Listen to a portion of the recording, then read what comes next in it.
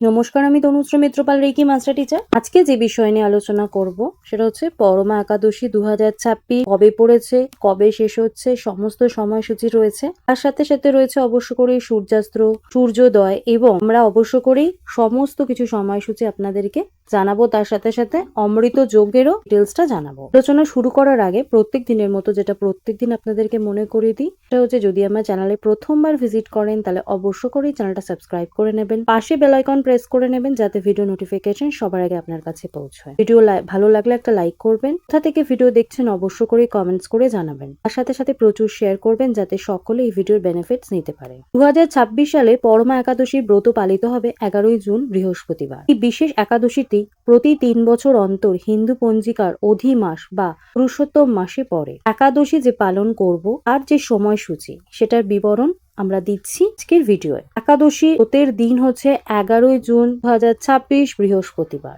আর ব্রত ভঙ্গ বা পালনের সময় হচ্ছে 12ই জুন 2026 শুক্রবার ভোর 5টা 23 থেকে সকাল 8টা 10 পর্যন্ত।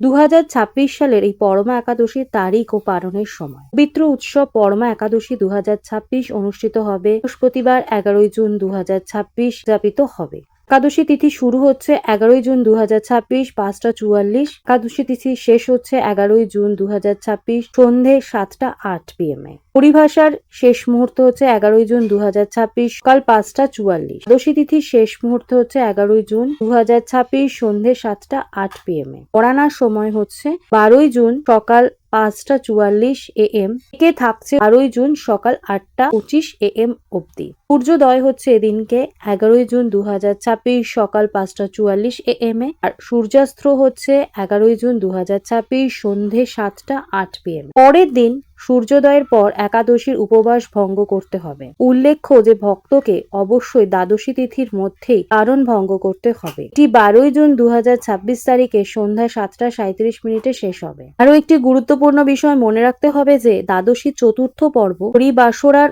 উপবাস ভঙ্গ করা উচিত নয়। উপবাস ভাঙার উপযুক্ত সময় হলো প্রাতঃকাল সকাল।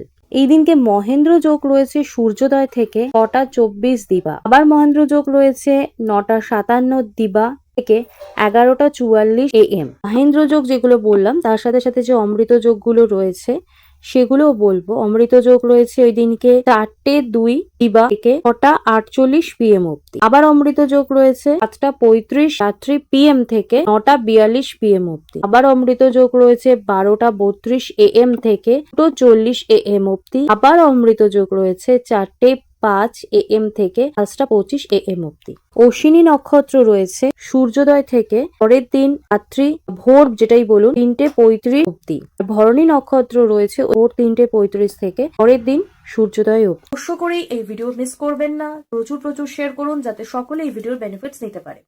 তো আজকে আলোচনা এখানেই শেষ করলাম। সকলে সুস্থ থাকবেন, ভালো থাকবেন। নমস্কার।